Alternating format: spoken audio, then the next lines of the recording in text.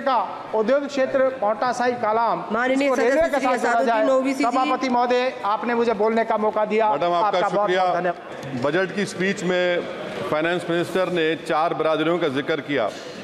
भारत की सबसे बड़ी अक़लियत मुसलमान है, 17 करोड़। मैं हुकूमत से जानना चाहता हूं कि क्या 17 करोड़ मुसलमानों में गरीब नहीं है, नौजवान नहीं है, किसान नहीं है, ख़वातीन नहीं है?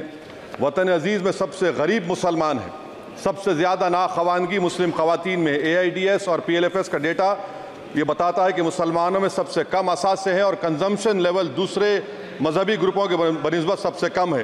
तालीमी इदारों में मैडम 15 और 24 साल की उम्र में भर्ती एनरोलमेंट में मुसलमानों की सिर्फ 29%, शेड्यूल कास्ट की 44%, हिंदू OBC के 51% और हिंदू अपर कास्ट की 59% है। हायर एजुकेशन मुसलमानों का एनरोलमेंट सिर्फ 5% है। PLFS का 2018-19 का डेटा वेज एम्प्लॉयज बताता है कि मुसलमान 22% थे, 2022-23 में 15% हो चुका है। सेल्फ एम्प्लॉयमेंट में मुसलमान हिंदू सिख से ज़्यादा 58.4% है। रेगुलर वेज एम्प्लॉयमेंट में सबसे कम मुसलमान है 15% और कैजुअल लेबर में सबसे ज़्यादा मुसलमान 26% है। तो मुसलमानों का शेयर रेगुलर एम्प्लॉयमेंट में लॉस हो रहा है एम्प्लॉयमेंट का। मुसलमान नौजवानों का ना रोज़गार मिलता है, ना तालीम के मौक़े, ना हुकूमत उनको कोई तरबियत सहूलत दी जाती है। मैं मोदी हुकूमत को एक मुसलमानों का एक अछूत बना दिया है, ना कोई सियासी नुमाइंदगी है, ना मुल्क की तरक्की में इनका कोई हिस्सा दिया जा रहा है। मैं मैडम माइनॉरिटी वेलफेयर मिनिस्ट्री में 2023-24 में 38% की बजट में कमी कर दी गई, 5,000 से 3,000 करोड़ कर दिया गया। इस साल के बजट में सिर्फ चंद 100 करोड़ का इजाफा किया गया, मगर 23-24 के बजट के लेवल पर पैसे मुख्तसर नहीं किए गए। ये मोदी हुकूमत की बदनीयती और झूठा कमिटमेंट है, झूठा कमिटमेंट अक़लियतों के ताल्लुक से। तालीम के उस अक़लियती स्कॉलरशिप मैडम अक़लियतों के गरीब तलबा और तालिबात को जियाती रकम में कमी कर दी गई। 2019 में मोदी ने कहा था कि 1 करोड़ स्कॉलरशिप दिए जाएंगे, अब सिर्फ 58 लाख दिए जा रहे हैं। 47% अक़लियती एप्लीकेंट्स को हर साल स्कॉलरशिप से महरूम कर दिया जा रहा है। 10 साल से मैं कह रहा हूँ कि डिमांड ड्रिवन करो। डिमांड ड्रिवन के लिए सिर्फ 3,000 करोड़ की ज़रूरत है, मगर ये हुकूमत सच्चाई को और ईमानदारी से काम नहीं कर रही है। 2007 और 8 से माइनॉरिटी स्कॉलरशिप का नंबर इजाफा नहीं हुआ है। Pre matric scholarship madam Kundu committee ने कहा कि मुसलमानों में drop out rate primary level पर होता है, तो हुकूमत ने 9th क्लास से प्री मैट्रिक स्कॉलरशिप पैसे दे रही है। NDMC की इक्विटी मैडम 800 करोड़ एक मजाक है। PMGAV के में 910 करोड़ दिए गए। सारी दुनिया जानती है कि जहां मुसलमान बसता है गांव में, शहर में, वो अंडर डेवलप एरिया है, और आप मजाक करें ऊँट के मुंह में जीरा देकर। हज में 97 करोड़। हज कमेटी एक रुश्वत का मरकज बन चुका है। प्राइवेट टूर ऑपरेटर्स के एक लाइसेंस के लिए पैसे देना पड़ता है, बिल्डिंग सिलेक्शन के लिए पैसे देना पड़ता है, मीना मुजदलफा में कंपनी के सिलेक्शन के लिए पैसे देना पड़ता है। मैं हुकूमत से मुतालबा करता हूं कि ख़त्म किया जाए और CBI से इंक्वायरी करवाई जाए।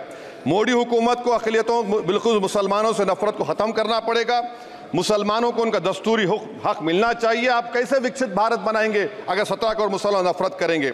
मैडम, पूरी स्पीच में फाइनेंस मिनिस्टर के बच्चों का जिक्र नहीं है। आज हमारे देश में 66 लाख बच्चे रोज भूखे सोते हैं। 46 मिलियन बच्चे स्टंटेड हैं मेल न्यूट्रिशन की वजह से। 25 मिलियन बच्चे वेस्टेड हैं। मासूम बच्चों की यह बदकिस्मती और बदबख्ती है कि एक शख्स चाय बेचकर वजीर आजम बन गया। LTC long term capital gain tax madam was decreased from 20 to 12.5%. However, the indexation benefit has been removed and won't apply to any property purchased after 2001. This will be detrimental to the growth of real estate, limit household capital formation and impact employment generation in construction sector. This change in LTCG is a quasi-wealth tax on household, particularly the middle class. Internship program madam 5 साल में आप 1 करोड़ लोगों को intern कराएंगे, यानी एक company को 4,000 लोगों को ट्रेन करना पड़ेगा। मुझे बताइए क्या ये बड़ी कंपनी का माने क्या है? It is unachievable. Will it be based on market cap, revenue, employ size? May be prime minister Modi is saying to Agniveer to do internship after 4 years of service in armed forces. Madam, 21 billion people have given up all hope and stopped looking for jobs.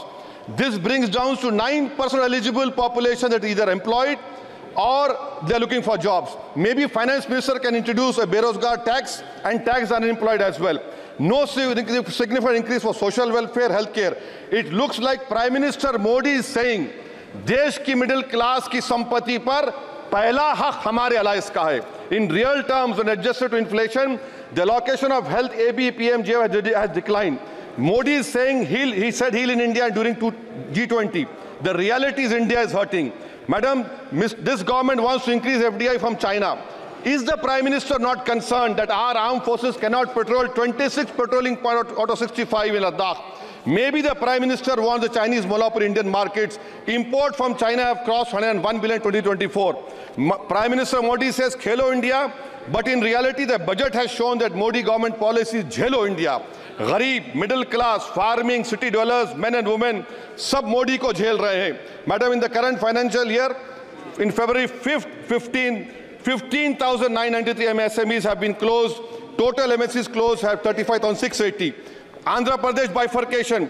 This parliament passed a law. For last 10 years, Modi government has shown their intellectual dishonesty in not giving ITR, IIM, Bayaram Steel Factory, Railway Corridor Khazipet, recognition of Palmaru as National Irrigation Project. This shows intellectual dishonesty of this government. Madam, I end my speech by quoting a famous poet, and I'm amending certain verses. 133 crore इंसानों, जिंदगी से बेगानों, सिर्फ हुक्मरानों ने हक तुम्हारा छीना है. खाक ऐसे जीने पर ये भी कोई जीना है. बेशऊर भी तुमको बेशऊर कहते हैं. सोचता हो ये नादान कैसे हवा में रहते हैं. 133 करोड़ इंसानों, कब तक ये खामोशी? चलते फिरते जिंदानों, गरीब खवातीन, नौजवानों, किसानों से रोने की सदाएं आती हैं. जब शबाब पर आकर खेत लहलाता है, किसके नयन रोते हैं, कौन मुस्कुराता है?